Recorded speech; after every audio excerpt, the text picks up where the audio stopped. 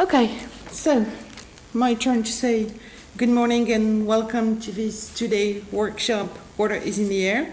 I'm going to provide both practical, logistical information and hopefully a little bit of ideas too. First of all, I'm going to combine them in my presentation. So when you talk, you have to be plugged here with your computer because you need to talk in the mic because we are videotaping. So that's one thing. And you have both the audio and video cables here right at the same spot. So my name is Annick Bureaud, and I'm the director of Leonardo Olats.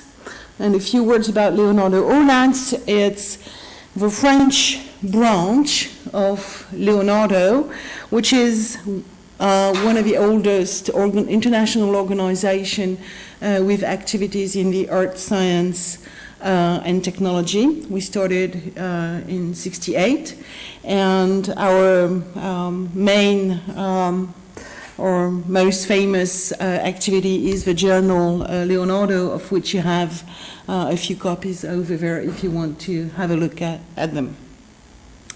So I would like to really thank IMéRA to host us for those 2 days and to be a co-organizer of this workshop, and Samuel and Roger and also Pascal. She's gone, but I'm really thankful to Pascal Hurtado who really helped me put this workshop together.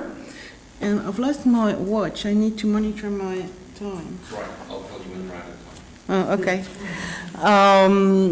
Well, anyway, I would like to thank Pascal, and also I'm really happy that it's the we have this collaboration for the first time between Leonardo and IMéRA. It has been a long desire to do something together, and I'm really happy that our two organizations finally are doing this project today. This project, Water is in the Air, is a StudioLab project. It's under the umbrella of a StudioLab project. StudioLab is a free European research project that is dedicated to the collaborations between art and science. We are 13 partners within Europe that are listed here. I have highlighted two. One is Leonardo Olats and the other one is Synergetica from Amsterdam, because you have the two partners that will be present during this workshop, and the people from Synergetica will come only tomorrow, but they will be there with Dimitri Gelfand.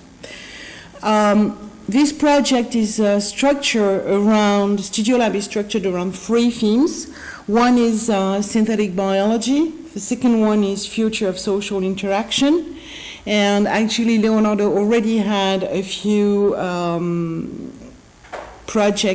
project with the second theme of future of social interaction with the satellite symposium at the Arts, Humanities and Complex Network Conference that occurred actually last week, where Roger was in Chicago, and we have published the first ebook with MIT Press on Art, Humanities and Complex Network, and you can find this and buy it online.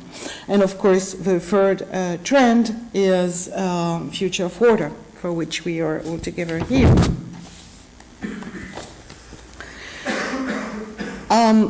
So, Water is in the Air is the contribution of Leonardo to this StudioLab Future of Water project. The goals are threefold. One is to explore and discuss the issue of water through the work of the participants, through your presentation and works, and scientists and artists alike. The second goal of this workshop is to explore and discuss modalities of art-science collaborations. That is for us, this is important, that is for us what we would like to come up at the end of those 2 days is a list of how the collaborations occurred or did not occur, what was the good sign and the bad signs in your projects, if there was any collaboration. You don't necessarily need to spend, a whole PhD dissertation about it, but at least one sentence would help.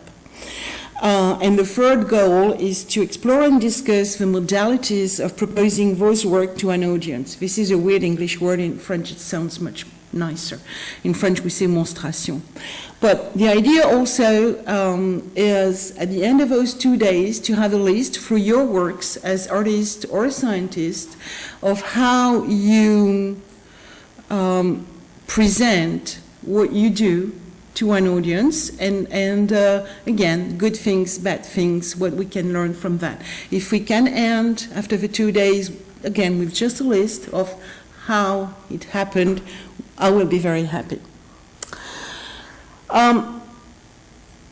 Clearly, water is, or the title of this workshop can be understood both metaphorically and literally. Water is in the air. Metaphorically, no need to say, everybody is very aware of that, that water has become a critical issue in our world today. And as our contribution to this workshop, to the StudioLab project, we decided to focus on topics, water-related topics that challenges science, that still challenge science. So that are not, that you would think is fully understood, but they are not fully understood. So I have listed a few here, waves, and we're going to start with the first session with the waves issue, turbulences, clouds, sprays, drops, vapor, and the 4 states of water, which is brand new, and Victoria is going to talk about tomorrow, I think. So this is, and again, being in an art science collaboration issue, we thought it was very interesting to tap into what science does not fully understand and what is a challenge for basically everyone. But water is in the air can also be taken, absolutely literally. And water is in the air is clouds. Be they naturally made clouds, even if it look like a UFO flying over the city, or human-made clouds, like the picture below, that is by the trail of our planes. And this issue between naturally made and human-made is going to be floating around those 2 days. Cloud is an interesting also issue because science-wise, it taps into both hard and social, well, in French we say hard and soft, so sciences. And for instance, to whom belong the water that are in the clouds? This is something we'll address tomorrow. It has been obviously an art topic also for centuries. And as a cultural object, this is something that relates both to elitist artwork or elitist culture and a very popular culture.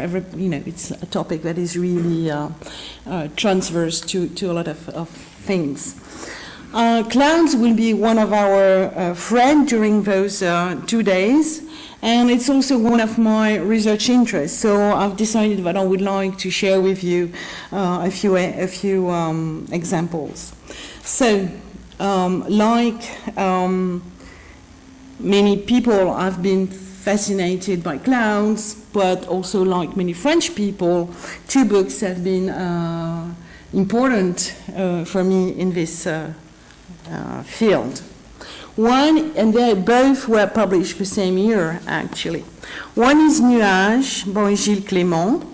And Gilles Clément is this famous, worldwide famous French gardener that has redefined the notion of nature and that has proposed 2 concepts that are very strong and used now all over the world. One is the third landscape, and the second one is the planetary gardens. And the second one is a novel, which is La théorie des nuages by Stéphane Audegui. It's pure novel, pure fiction. Gilles Clément's book is a travelogue on a cargo on a trip that he did between Le Havre in France and Valparaiso in Chile. And it focused on water, and weather and climate change and how it affects the earth in general and plants in particular.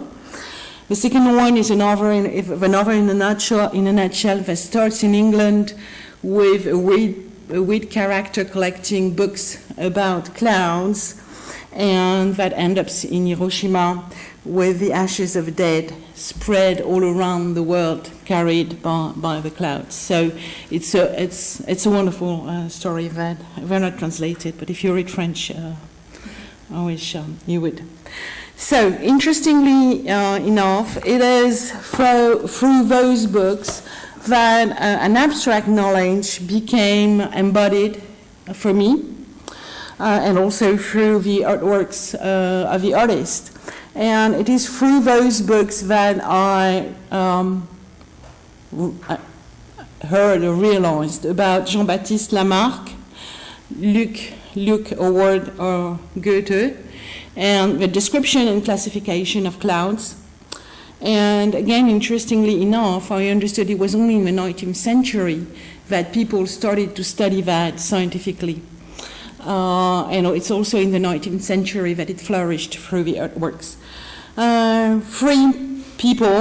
Three men, 2 scientists and 1 poet, or 3 poets, or 3 scientists. We have to think about it. And at a time when it was obvious that both art and science were dealing with creating metaphors, naming things, and we're still living, the clouds' names come from Howard, and they were metaphors of, he named the clouds through the metaphors of how they look like. This is important for me because I think that the common ground between artists and scientists is they are both metaphors, builders and creators, and both storytellers. They don't tell the stories in the same way, in the same styles, but they tell basically the same stories. So, a few stories about clouds. Clouds are really strange objects. It's flying water, which is something really weird. It's looking like and sometimes fluffy, but it's very heavy. Clouds are water, but they form because they are seeded by dust or small particles. I'm not going to explain all the artworks because it's going to take forever. And this one by Agnes Meyer-Brandis is about how to visualize how the cloud form around the dust particle. It's extremely complex. Clouds, like sky, start at the surface of the ground, and fog is a cloud. And this is a very famous Japanese artist, Fujiko Nakaya, that started creating fogs and clouds in the 70s, and especially it's a picture on the left for the Osaka fair. And the last one is the last creation in Linz, Austria in 2011. And this is playful. This is deals also with human intervention on climate.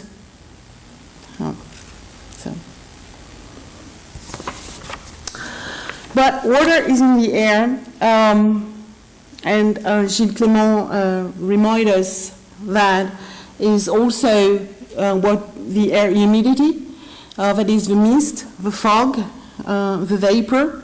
And I like very much this quote from him that I used as the introduction of a workshop. We are inside water, we think we are breathing air, we are breathing water, because it reminds us that even in a very dry place, there is still water in the air. And this is exactly what this is about. These are the fog catcher in one of the driest places in the world, which is the Atacama Desert in Chile. And this is the normal, I would say, or the fog catcher that the people living there are building.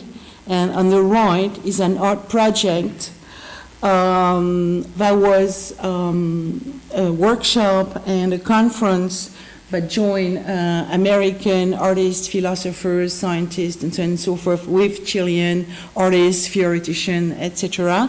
And based on a land art approach. And they went in the Atacama Desert for 2 weeks, and they built several projects there. And the idea of a land art was that it shouldn't disrupt the landscape, but be also useful in a way or another to the environment. And those fog catchers just look like, more or less, the one that are built by the local population, but at the same time are artworks. So this is also something that I'm very interested about in artworks that don't look like normal other things in the landscape.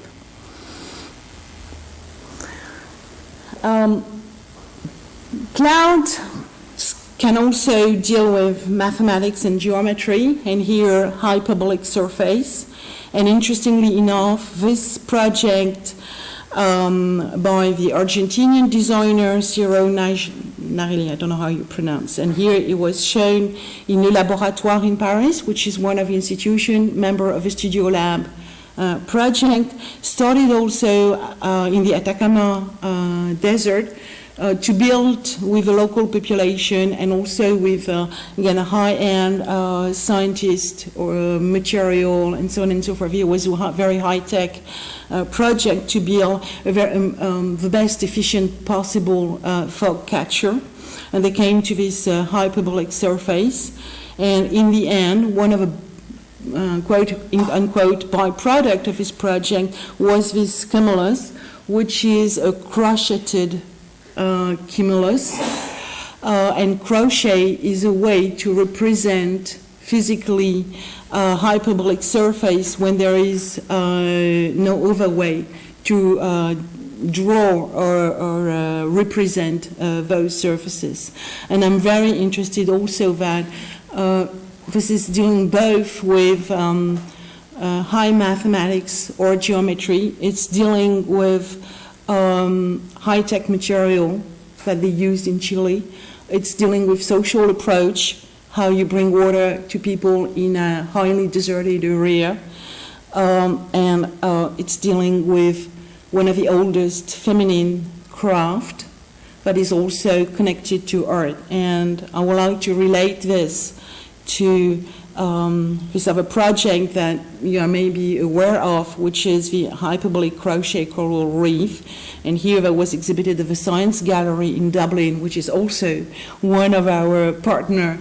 Actually, it's the leading partner of the StudioLab project. And it also deals with water because it deals with the acidification of the ocean that are destroying the coral reef. And again, it's crochet, something which is extraordinary traditional craft, extraordinarily dismissed by the art world. And those kind of skills is currently blossoming again in the art world. And to me, in the art-science collaboration, I think it's really important and strong. So this was my 5 minutes militant feminist part. Cloud also work as metaphors, and I'm not going to go into all the metaphors about clouds.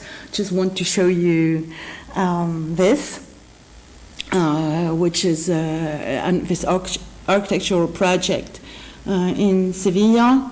And inside you have a market.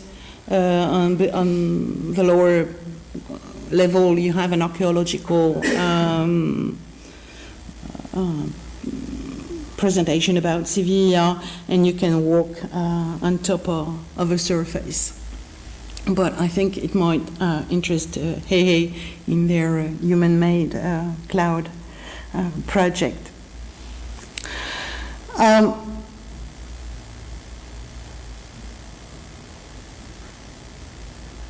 As I hope my example showed, in this workshop, what we're going to talk about is art science collaboration that deals both with hard science, humanities, also focusing on scientific issues, aesthetic issues, but also political and social issues. And I think this is going to go through all the presentation that we have. So now a little bit of back to logistic. The structure of those 2 days, we have sessions, and you have, if you don't have the program, it's printed, it's over there, you can pick it up. You have all the abstracts, you have the bios of the presenters, so we're not going to spend a lot of time introducing the people because you have the bios here. So we have 30 minutes presentation per person during each sessions. And at the end of the session, we have a discussions. That means if you have a really urgent, pressing question to the presenter, ask them after the talks. But if not, if you do not need to ask them this urgent question, please wait until the general discussion after each sessions. Second, we have 3 Péchakucha sessions, 3 presentation per session, 5 minutes strictly per presentation. So we have 9 slots over the 2 days. 8 people have already, I think, expressed their wishes to present. After this morning session, before we go to lunch, the people that have proposed Péchakucha session, you come to me so that we spread you through the 3 slots. The outcomes of this 2-day workshop. Well, we will have videos, and we will put those videos online. It's also why it's important that we speak English as much as we can, because supposedly those videos are for people that cannot attend today, so which is a bigger audience than this room can accept. But we would like the presenters to provide us with their PowerPoint, if they can agree, so that we can use the slides from the PowerPoint to insert into the videos and have a better editing than the video taping by themselves. The text that you presenters are supposed to have written for tomorrow night, okay, you have until July the 14th to send me the text, will be published as PDF on the Leonardo Olats website. Hopefully, a gallery exhibiting, I'll put it in quotes because I'm trying to find a way to put online the pictures in a more interesting way as just pictures. So the works that both scientists and artists' works that have been discussed, you already sent me, most of you sent me pictures. If you haven't, it's still time, will be put online. And an ebook should be published in 2013 that will compile all the articles published in Leonardo related to water, plus selection of new text. So that's it, and I wish us a wonderful 2 day. And now I leave the floor to our first panel, which is about waves. Thank you.